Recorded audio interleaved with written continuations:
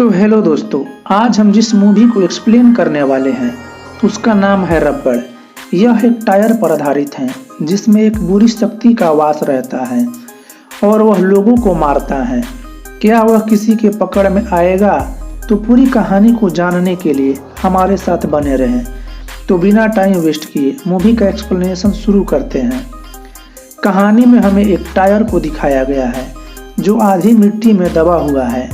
कुछ देर बाद हम उसको हिलते हुए देखते हैं और वह उसके बाद खड़ा हो जाता है। उसके बाद वह अपने ऊपर से मिट्टी को हटाता है और आगे बढ़ने लगता है और उसके रास्ते में एक बोतल आ जाता है जिसे वह कुचल देता है और आगे बढ़ जाता है। लेकिन रास्ते में फिर एक ग्लास का बोतल आ जाता है।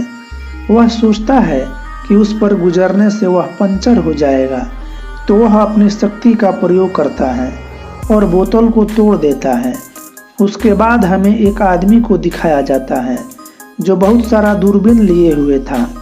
उसके बाद एक पुलिस ऑफिसर आता है और वह कुछ कहकर चला जाता है। उसके बाद वह आदमी उन सभी को एक एक दूरबीन देता है और वे लोग उस दूरबीन से कहीं देखने लग जाते हैं। उसके बाद हमें फिर उस टायर को दिखाया जाता है। वे लोग दूरबीन से उसी टायर को देख रहे थे।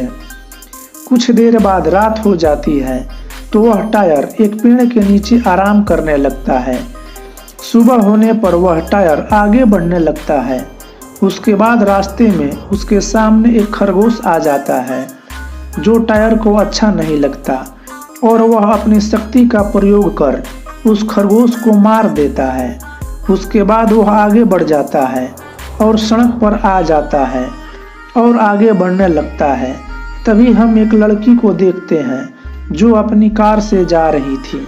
टायर उसको देखकर तेजी से वाइब्रेट होने लगता है और उस लड़की की कार को खराब कर देता है और वह रुक जाती है और वह टायर उसके तरफ जाने लगता है। तभी पीछे से एक आदमी ट्रक लेकर आ रहा था और वह उस टायर को धक्का मार देता है जिससे वह गिर जाता है। तभी हम देखते हैं कि वह लड़की की कार भी स्टार्ट हो जाती है क्योंकि वह टायर उस पर से अपना नियंत्रण खो देता है। उसके बाद वह बहुत ज़्यादा गुस्सा हो जाता है। तभी उसके सामने एक कौवा आ जाता है, वह उसे भी मार देता है। कुछ देर बाद हम उस आदमी को एक पेट्रोल पंप पर देखते हैं जिससे वो उस टायर का धक्का मारा था। तभी हम उस टायर को देखते हैं जो वहां पहुंच गया था। वह आदमी भी उस टायर को देख लेता है पर वह उस पर ज़्यादा ध्यान नहीं देता। तभी वह टायर तेजी से वाइब्रेट होने लगता है और उस आदमी को भी मार देता है। उसके बाद वह लड़की को खोजने के लिए आगे बढ़ जाता है। कुछ दूर जाने के बाद वह उसकी कार को देखता है और समझ जाता है कि लड़की भी यहीं पर होगी। उसके बाद वह उस लड़की के पास पहुंच जाता है जो एक कमरे में थी। वह टायर भी उस कमरे में पहुंच जाता है और टीवी देखने लगता है। उसके बाद सुबह हो जाती है। तभी हम उस रूम के बाहर एक अटेंडेंट आती है और दरवाज़ा खटखटाती है पर कोई दरवाज़ा नहीं खोलता। तो वह दरवाज़ा को पुश करके वह उस रूम में चली जाती है। उसको बेड पर टायर के निशान दिखते हैं। वह बाथरूम से किसी के शावर लेने की आवाज़ आती है। तो अब वह जाकर देखती है तो वही टायर नहा रहा था। टायर को देखकर वह गुस्सा हो जाती है और वह उस टायर को पकड़कर बाहर फेंक देती है। टायर को अब गुस्सा आ जाता है। वह दोबारा उस रूम में जाता है और उस अटेंडेंट को मार डालता है। कुछ देर बाद उस होटल के मालिक के लड़का उस टायर को देख लेता है और अपने पिताजी को बताता है कि एक टायर को उसने चलते हुए देखा है, पर उसके पिता नहीं मानते और उसे जाने को बोलते हैं। उसके बाद वह उस होटल के बाहर बहुत सारे पुलिस वाले को देखते हैं जो उस होटल के अटेंडेंट को मरने के पता लगा रहे थे। वहीं हम उस पुलिस ऑफिसर को देखते हैं जो शुरू में दिखाई दिया था। वह पुलिस ऑफिसर उस होटल के मालिक के पास जाता है और पता लगाने की कोशिश करता है। तभी वह टायर भी वहां पहुंच जाता है और वह उस पुलिस ऑफिसर के सामने उस होटल के मालिक को मार देता है।